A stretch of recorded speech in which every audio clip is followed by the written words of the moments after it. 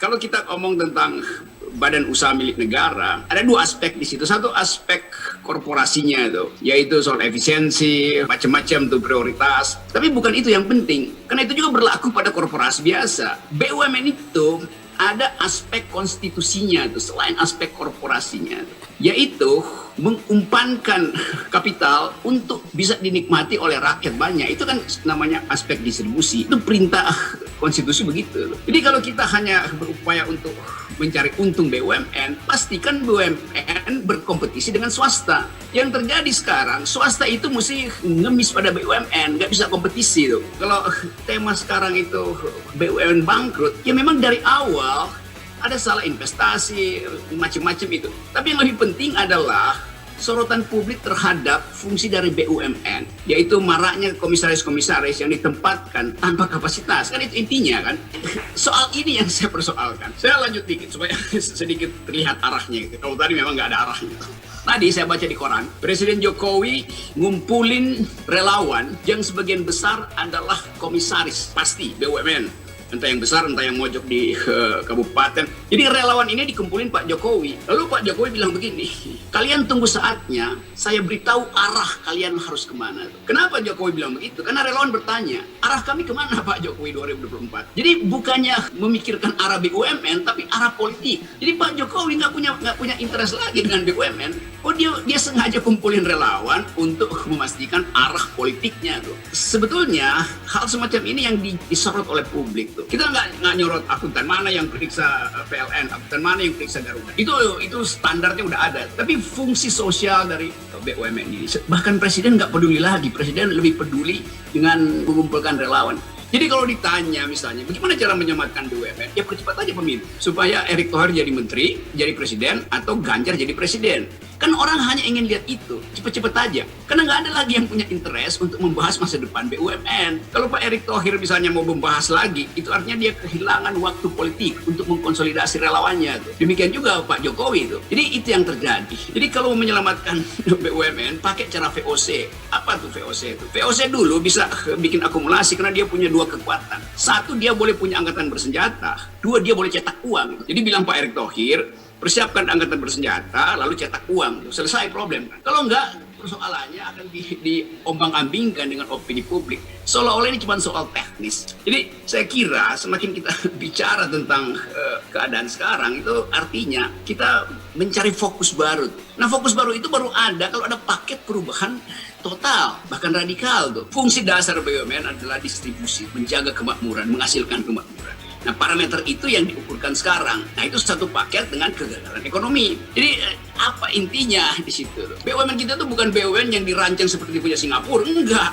Kita dirancang berdasarkan konstitusi, keadilan sosial itu yang dipegang terus oleh PDIP segala macam, tapi yang nggak berhasil diwujudkan melalui kebijakan kan. Jadi sekali lagi paradigmnya itu yang penting. Kalau kita mau bilang ya BUMN kita parameternya adalah Temasek. Loh itu lain, salah. Itu betul-betul mau akumulasi aja dia tuh. Jadi bagian itu, bagian konstitusional yang nggak dimengerti oleh Menteri BUMN, yaitu Pak Erick Thohir. Itu intinya tuh. Jadi aspek social aspek dari BUMN tidak dimengerti. Karena itu kemudian saya sebutkan bahwa beliau, Menteri BUMN, mengumpulkan relawan buat kampanye dia. Jadi sebetulnya komisaris-komisaris itu adalah memang relawan yang dipersiapkan untuk Erick Thohir. Apa yang tidak ada lagi yang tersembunyi di situ kan.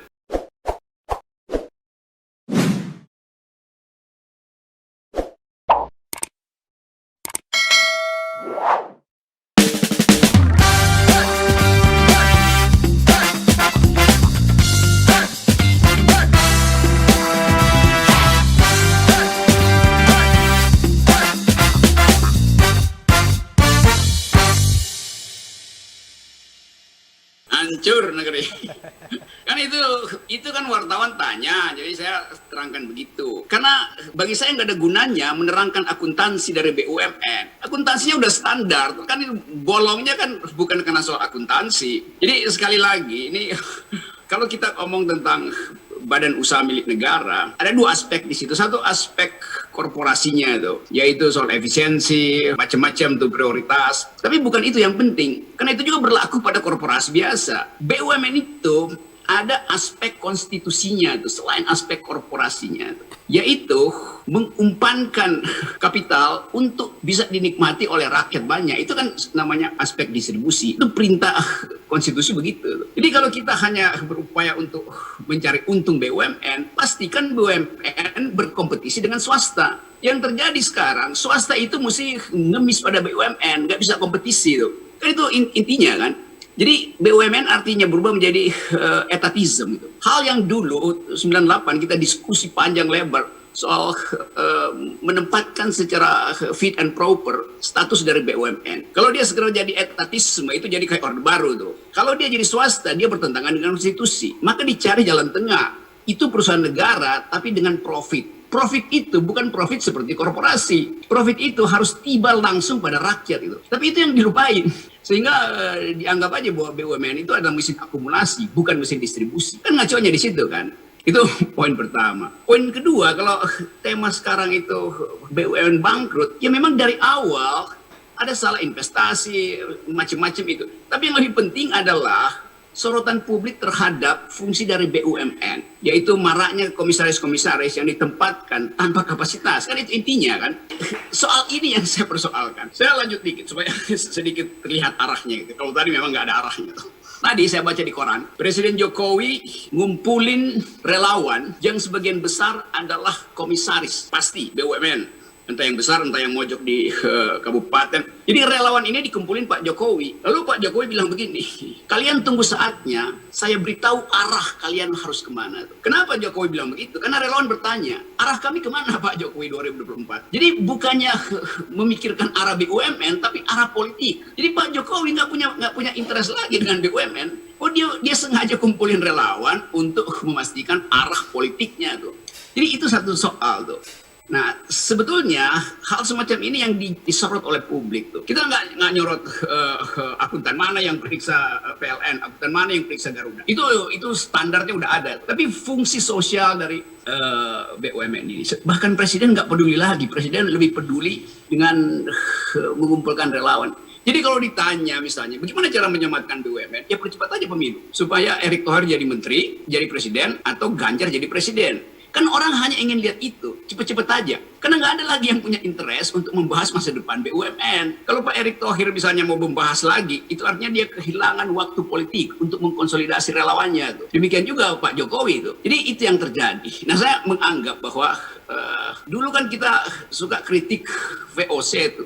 Sekarang BUMN kita persis seperti VOC itu, memeras rakyat aja. Tuh. Bahkan mau kompetisi nggak berani kan? Dia nggak berani berkompetisi dengan swasta. Jadi kalau mau menyelamatkan BUMN, pakai cara VOC. Apa tuh VOC itu? VOC dulu bisa bikin akumulasi karena dia punya dua kekuatan. Satu, dia boleh punya angkatan bersenjata. Dua, dia boleh cetak uang. Gitu. Jadi bilang Pak Erick Thohir, persiapkan angkatan bersenjata, lalu cetak uang. Tuh. Selesai problem kan? Kalau nggak, persoalannya akan diombang-ambingkan dengan opini publik. Seolah-olah ini cuma soal teknis. Jadi saya kira semakin kita bicara tentang keadaan sekarang, itu artinya kita mencari fokus baru. Nah fokus baru itu baru ada kalau ada paket perubahan total, bahkan radikal tuh. Itu intinya tuh. Ini kan kita bicarain hal yang sama, tema yang sama dengan tesis yang sama. Sejak 2019 ketika debat-debat presiden tuh kemana arah BUMN, begitu aja tuh, dan nggak ada satupun yang bisa masuk akal. Jadi saya kira balik aja pada prinsip pertama bahwa fungsi dasar BUMN adalah distribusi, menjaga kemakmuran, menghasilkan kemakmuran.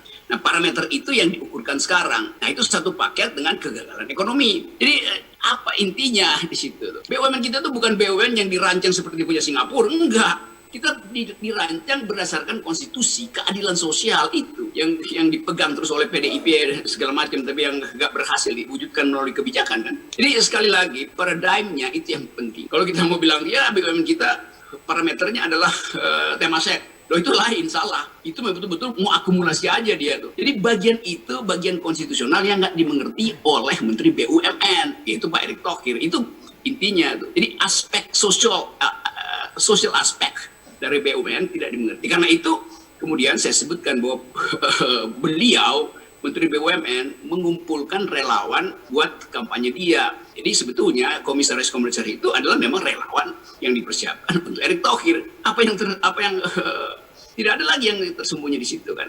Ini saya bikin analisis karena datanya nggak ada. Jadi saya suka diomelin tuh. Bikin analisis datanya nggak ada.